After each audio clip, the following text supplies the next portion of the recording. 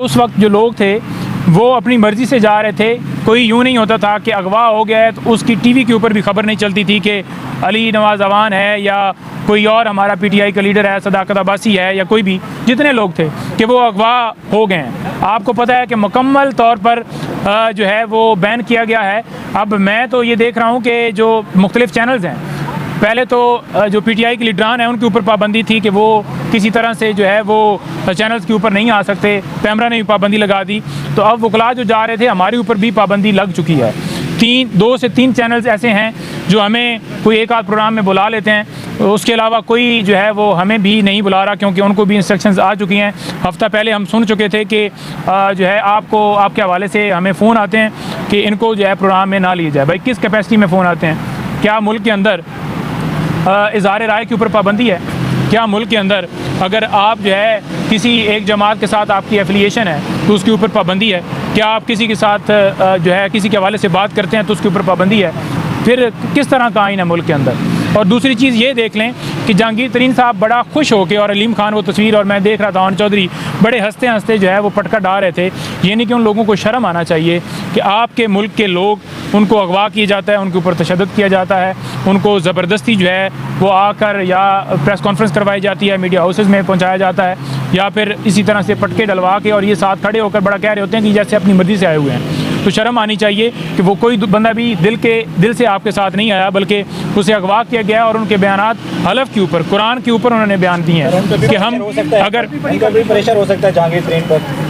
देखिए उनके ऊपर क्या प्रेशर हो सकता है? उनके ऊपर कोई प्रेशर नहीं है। उनके ऊपर उनको सिर्फ मजबूरी है अपनी, जो उन्होंने मिलें बनाई हुई हैं, जो उन्होंने चीनी स्कैंडल्स और सारे मामलात हैं। और जो दूसरा आपका है, क्या नाम है उसका, अलीम खान, तो उसको तो सोसाइटियों का मामला है ना, क्योंकि वो कब्ज़ा माफिया है, तो वो सोसाइटियाँ और उन्होंने कब्ज़ा माफिया वाला वो सारा मामला जो है अपने कंट्रोल में रखना है। और वो कब्ज़े आपको पता है कि आए रोज़ करते हैं, और उस चीज़ को ढांपने के लिए वो आड़ लेते हैं सियासत की, कि इस ज़रिए से हमें जो है वो हुकूमत के अंदर हमारी जो है ना वो एक मिनिस्टर्स भी हमारे हों, हमारी एक लॉबी हो, ताकि हम कंट्रोल कर सकें। सबसे ज़्यादा फंड देते हैं।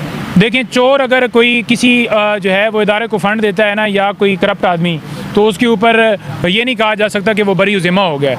अब आप ये तो है ना कि 5 कत्ल कर लें, उसकी आप 1 करोड़ बोली ले लें, और उसमें से आप कहें कि मैं 10 लाख मस्जिद को दे रहा हूँ, ठीक है, तो आप ये कहें कि ये बड़ा सवाब का काम कर रहा है, तो वो कोई सवाब का काम नहीं है। देखिए, मेरे ही इतला के मुताबिक मेरी मुलाकात जो हुई है वो जुमे को हुई है, और खान साहब से मुलाकात के दरमियान मैंने कोई ऐसी चीज़ नहीं देखी कि इमरान खान साहब किसी तरह से कोई इस तरह की बात करें या कोई वो डाउन होने वाली बात करें। वो बड़े पुरज़म डटे हुए, मैं तो उनका कॉन्फिडेंस देखकर, उनका जो है वो बात करने का अंदाज़ देखकर इतने ज़्यादा वो रिलैक्स होते हैं, स्पेशली जेल के हवाले से। हाँ, नो डाउट उनको ये परेशानी ज़रूर होती है कि मुल्क के अंदर क्या सूरत हाल है, इलेक्शन नहीं हो रहे, मुआशी जो है अदम इस्तेकाम है, या गिरफ्तारियाँ छापे और वो सिलसिला जारी है, लेकिन बहुत ज़्यादा पुरएतमाद होते हैं और बहुत ज़्यादा कॉन्फिडेंस में होते हैं, और उनको मिलकर हमें बड़ा हौसला मिलता है। मैं लास्ट टाइम भी बड़ा मिला हूँ, तो बड़ी हमेशा मुझे बड़ी अच्छी जो है उनसे मिलकर जो है वो चीज़ें मिलती हैं, और एक जो है आपके अंदर जो है कॉन्फिडेंस मज़ीद बिल्ड होता है। तो लास्ट टाइम भी बड़ा देखा, चेयर के ऊपर बैठे हुए थे और उनसे मुलाकात हुई। अदालत लगने से पहले हमारी मुलाकात हुई, क्योंकि जज साहब फिर बाद में आए, और अदालत जब ख़त्म हुई तो फिर उसके बाद भी हमारी मुलाकात जो है मुख्तलिफ़ हवालों से जारी रही थी। अच्छा, ये बताएं कि जैसे आपने कहा कि चीनी माफिया, हर तरह से वकला जो हैं वो रेडी हैं, और इंशाल्लाह पीटीआई भी बल्ले का निशान भी होगा। इलेक्शन कमीशन ने यकीन दहाई करवाई है, और लेकिन फ़ैसला अभी तक दे नहीं रही। ये समझ से बाहर है लोगों के अंदर, सिर्फ ये मेरा ख्याल में इसलिए कि ये लोगों के अंदर मायूसी फैले और लोग ये समझें कि ये तो बिल्कुल इक़्तिदार में नहीं आ रहे और लोग टूटें। लेकिन बात ये नहीं है कि लोग इमरान खान से किसी इंटरेस्ट की वजह से अटैच हैं, लोग इमरान खान से नज़रिए की वजह से अटैच हैं, लोग इमरान खान से इस मुल्क के अंदर जो है तरक्की के हवाले से अटैच हैं, लोग इस मुल्क की सलामती की वजह से अटैच हैं, कि यही है जो इस मुल्क को इस जो है चोरों चक्कों से और इस मुल्क को निकाल सकता है। लेकिन इलेक्शन कमीशन ने अभी तक अनाउंस नहीं किया। हम यही सदा करते हैं इलेक्शन कमीशन से कि वो बल्ले का निशान जो है वो जो है उसका फ़ैसला दें।